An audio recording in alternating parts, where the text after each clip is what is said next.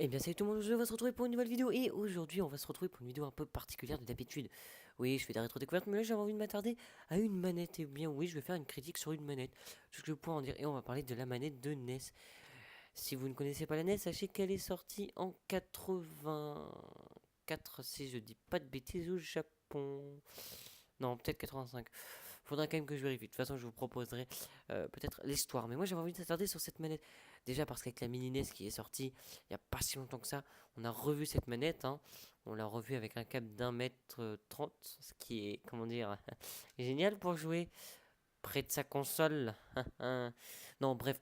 Plus sérieusement, je vais vous parler un peu de tout l'ensemble de la manette et des critiques qu'on peut en faire. Eh bien déjà, moi je vous parlons-en. Ce sera fait. La manette, elle est carrée.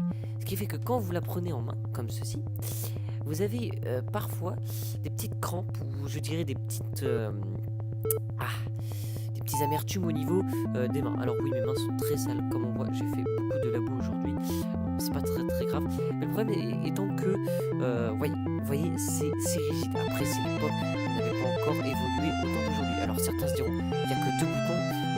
Je fais comment là? Il faut se rappeler qu'à l'époque, les choses sont en 8 bits et ne nécessitent pas forcément de grandes choses, de grandes actions. Au niveau des boutons, ils sont plutôt corrects. On y retrouve finalement les boutons classiques qu'on peut bien presser. Le stylo rouge ressort très bien et on a le A et B qui est pour définir. Au niveau du keypad, il est plus que bien et je dirais même qu'il est parfois mieux des keypads qu'on a aujourd'hui parce que lui, il est déjà surélevé par rapport, comme vous le voyez ici, par rapport à la manette. Ce qui fait que quand vous allez dans une direction, vous savez vraiment où vous allez. En plus, il y a un petit bruit pour bien signaler et le keypad est plutôt maniable avec les petites flèches, on s'y perd pas trop. Bon, au niveau du keypad, il est en noir pour coller au mieux à la console. Personnellement, je trouve que ça va très bien. C'est sûr, on retrouve ensuite la petite forme des flèches qui indique en plus où va. Pour cette manette, si je choisis aussi de vous la présenter, c'est parce qu'elle introduit beaucoup de fonctionnalités nouvelles. Déjà, rappelons-le, les manettes de l'époque étaient à molette, une molette que vous tournez comme ceci. Et c'était pas précis. Mais Nintendo avait inventé une petite nouvelle technologie qui se trouve ici. Et oui, ceci n'existait pas avant. Par exemple, sur l'Atari 2600, on y retrouvait tout simplement un joystick d'arcade. Alors certes, on dirait, ouais, ça fait plus réaliste, mais ça encombre quand même pas mal, tandis que là, la manette est vraiment très fine. Regardez-moi l'épaisseur. Comparé à une manette d'Atari 2600, je peux vous dire qu'elle fait pas le poids, l'Atari. Et la molette, c'est pas non plus ce qui est le plus sympa, hein. Tourner une molette à droite à gauche, c'est pas assez réaliste. Alors que là, on y voit quand même les flèches qui représentent le déplacement du joueur. Et oui, ça c'est quand même important et c'est Nintendo qui l'a créé. D'ailleurs, à noter que la manette japonaise donc, de la Famicom, qui est la NES du Japon, eh bien, elle peut posséder un microphone où on pouvait parler. Pourquoi on n'a pas eu ça en France, je ne sais pas, mais en tout cas, elle avait une de ces fonctionnalités qui n'était encore pas présente. Et oui, sachez que les petites flèches n'avaient pas été à l'origine de la NES, non, en vérité, elles avaient été inventées sur les Game & Watch, avec la fameuse Game & Watch de Donkey Kong ou les autres. Donc tout simplement, on se déplaçait avec le keypad parce que oui, les Game & Watch étaient des consoles portables à clapper en version LCD, un peu comme les calculatrices collège plutôt. Et Nintendo avait eu cette idée de proposer ceci pour pouvoir permettre une console fine et légère. Et ça a été repris ensuite sur la manette de NES. Je trouve que c'est déjà très astucieux. Au niveau du style graphique, je trouve que la NES a un style particulier. Déjà parce que proposer du noir et du blanc, ben, je trouve ça quand même osé, étant donné que généralement les manettes d'avant proposaient juste une couleur uniforme pour leurs manettes et pour les boutons et les coloriers d'une autre couleur, le temps qu'on les remarque. Non, là on a proposé un vrai graphique avec un espèce de petit grip et ici les petites barres avec bien sûr Start et Select. Alors non, ce n'est pas une officielle, hein. Dans l'état auquel elle est, ce serait un peu osé. C'est une manette USB que j'utilise tout simplement pour le Raspberry. Voilà, parce que j'aime bien avoir des manettes représentant l'époque. Au niveau des Start et Select, c'est là que j'y viens parce que Start et Select ils sont un peu spéciales. Les Start et Select déjà ne sont pas en plastique mais sont bien en cuir. Le fait quand on les presse remettent un peu de temps à remonter comme vous pouvez voir ici.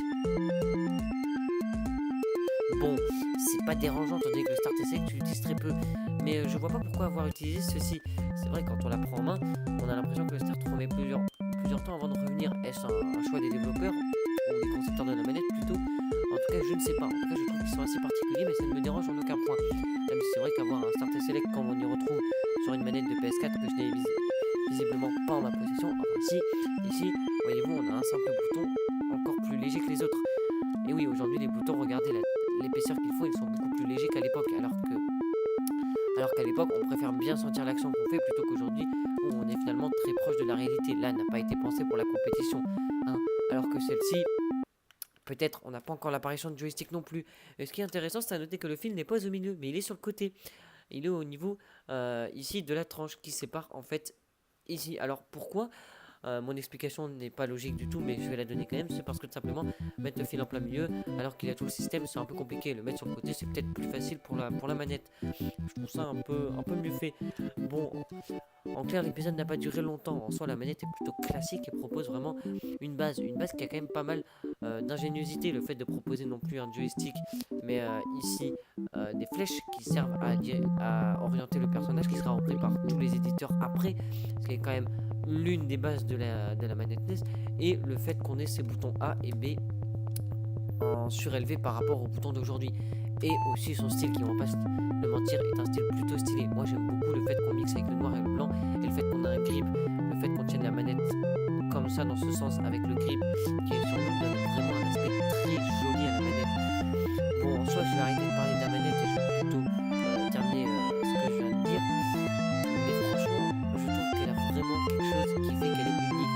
Si vous voulez vous en procurer, il en existe pour pas loin de 7 euros. Ne prenez pas les passes de qualité 4 euros. Moi je vous conseille celle de Qmox qui est vraiment de très très bonne qualité, puisque je l'ai testé. J'ai vu pas mal d'avis. Voilà, en plus c'est USB, donc vous pouvez l'utiliser sur des écouteurs et pouvoir jouer à bon jeu Mario Bros 1, 2 et 3 et pourquoi pas même Zelda ou d'autres jeux. Il faut savoir aussi que la version Famicom est un petit peu différente, mais je vais pas y venir parce que moi je l'ai pas connue. Donc si vous avez une Famicom chez vous, posez-vous des questions. Voilà, quant à moi, j'en ai fini. N'hésitez pas à vous abonner, parce que si vous voulez le concours, eh bien je pourrais peut-être l'avoir. On va essayer d'attendre les 100 abonnés pour proposer. Donc c'est vraiment maintenant qu'il faut s'abonner. Je proposerai des manettes rétro gaming un peu dans ce style. Donc voilà, n'hésitez pas à lâcher un like et à me dire si vous voulez que je parle d'autres manettes, parce que je sais pas que c'est là en réserve. J'en ai plein. Donc sur ce, moi